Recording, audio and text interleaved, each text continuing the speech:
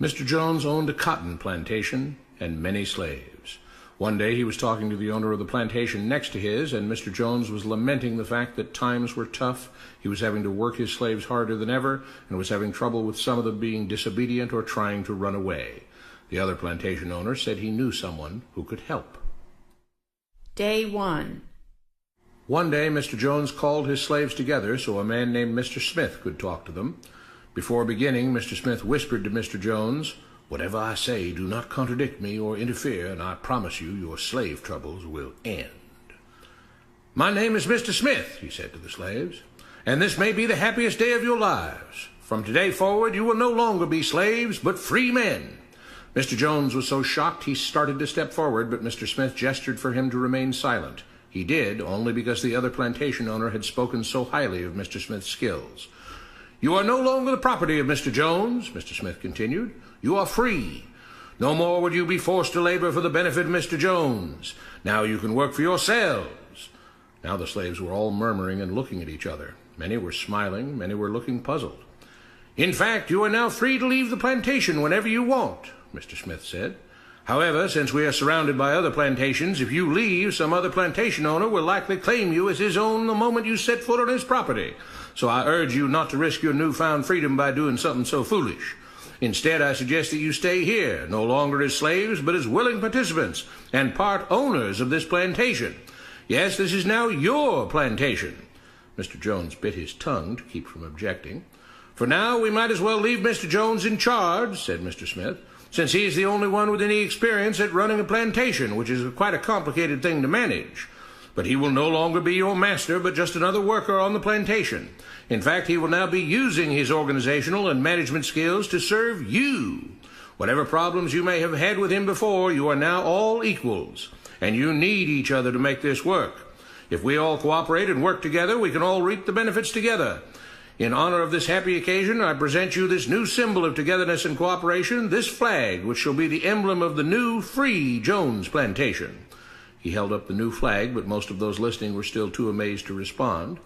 "And this shall be our motto," Mr. Smith announced.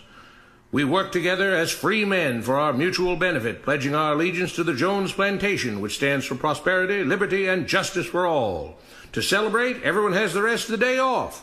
Enjoy your freedom, do as you please, and be back here tomorrow morning, bright and early, so that we may begin work on this great and noble new endeavor as equal free men." Finally convinced that Mr. Smith was serious, the former slaves applauded and cheered. Day 2. "We all want this plantation to do well," Mr. Smith said at the beginning of the next meeting, "so we can all share in the benefits. We all know that it takes a lot of effort to make a cotton plantation work. Just because you're all free doesn't mean you can stop working. In fact, since you're now working for yourselves, I expect you to work even harder than ever before, but now with pride and joy, knowing that you're working for yourselves.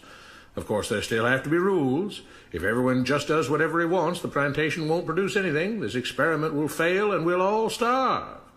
You should be thankful that Mr. Jones has agreed to stay on to lend his knowledge and skills to this endeavor, and I trust you will all do your own part to make this work.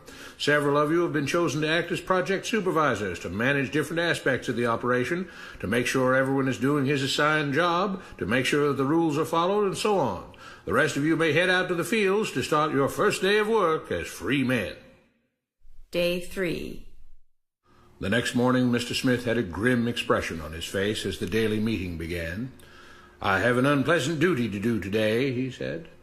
"Yesterday, Charles was caught keeping some of the cotton he picked, presumably to sell for his own personal profit. That is against the rules. That is stealing. For that, Charles must be punished."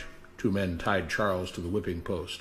"I take no joy in this," Mr. Smith continued, "but you must understand, if we do not maintain order, if we do not have rules that we all abide by, then the plantation will fail, and we will all suffer." The whip cracked against Charles' back. "But if we all pitch in for the common good, then we can all prosper. Being free doesn't mean you should be selfish and greedy.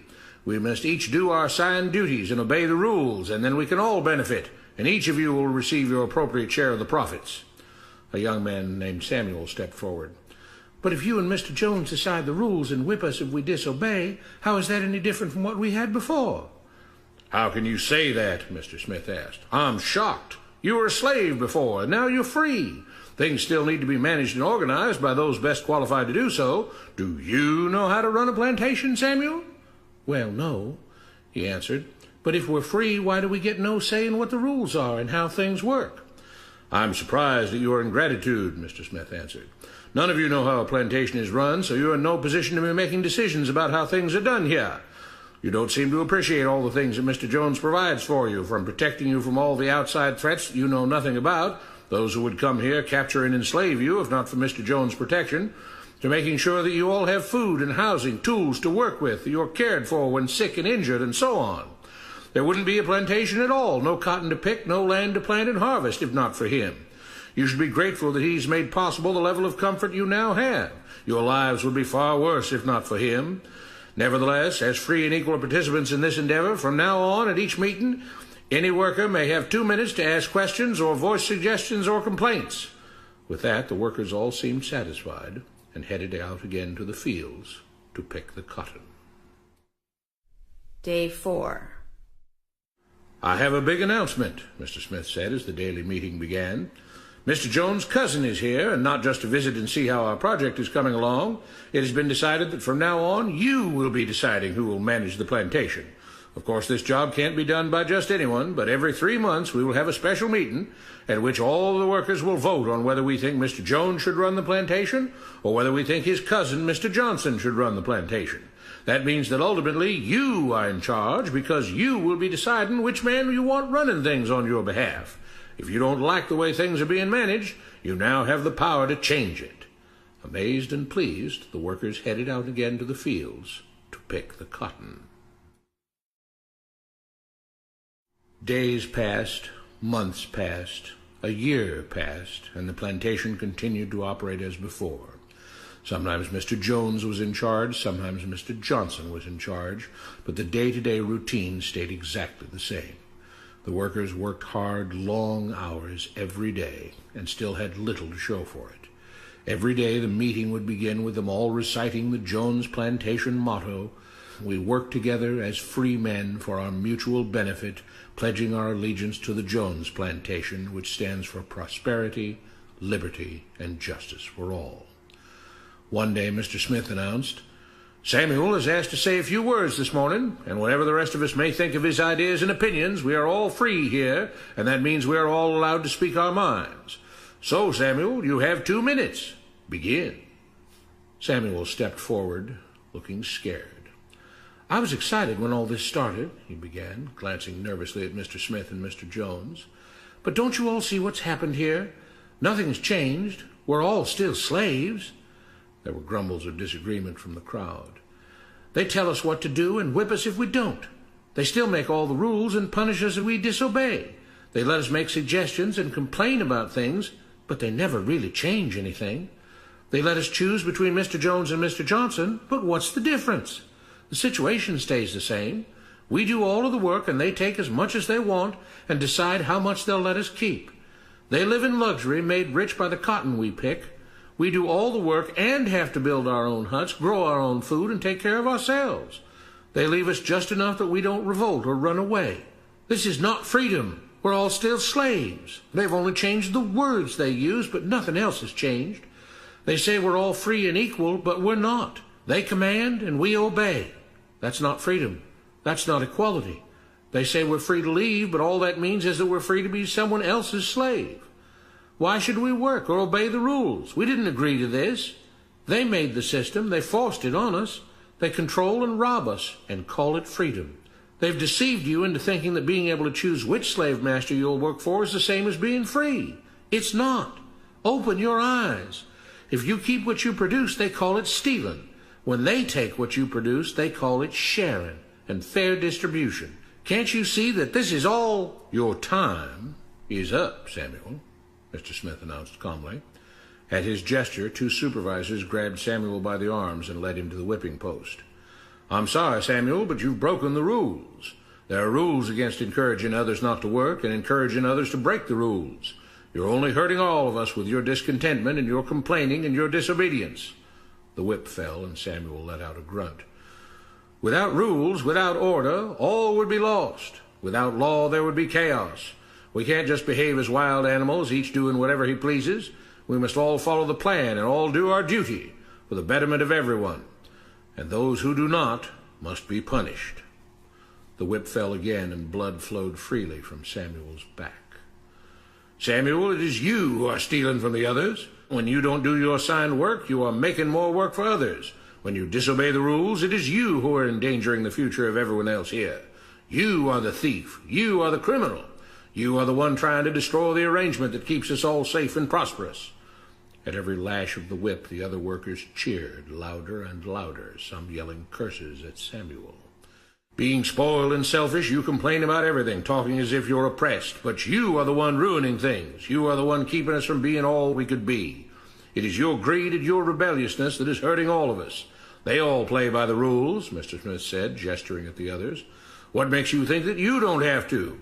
You think you're above the law?" There were loud yells of agreement as the whip fell again. "We must maintain order," Mr. Smith proclaimed, "to make this plantation great, to make it so that we can all be happy and prosperous. To have the society we want, there have to be rules.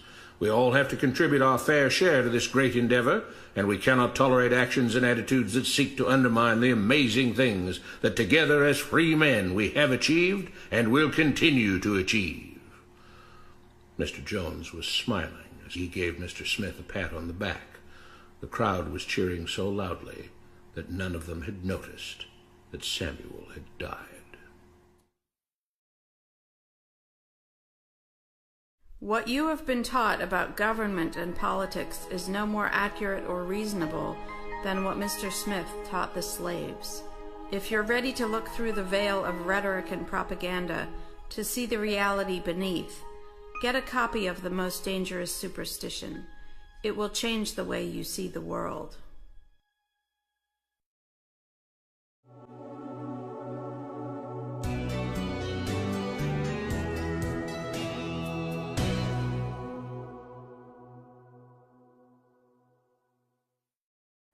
Mr. Jones owned a cotton plantation, and many slaves will end. "My name is Mr. Smith," he said to the slaves, "and this may be the happiest day of your lives. From today forward, you will no longer be slaves, but free men." Mr. Jones was so shocked he started to step forward, but Mr. Smith gestured for him to remain silent. One day he was talking to the owner of the plantation next to his, and Mr. Jones was lamenting the fact that times were tough. He was having to work his slaves harder than ever, and was having trouble with some of them being disobedient or trying to run away. The other plantation owner said he knew someone who could help. Day 1. One day Mr. Jones called his slaves together so a man named Mr. Smith could talk to them. Before beginning, Mr. Smith whispered to Mr. Jones, "Whatever I say, do not contradict me or interfere, and I promise you your slave troubles." He did, only because the other plantation owner had spoken so highly of Mr. Smith's skills. "You are no longer the property of Mr. Jones," Mr. Smith continued. "You are free. No more would you be forced to labor for the benefit of Mr. Jones. Now you can work for yourselves.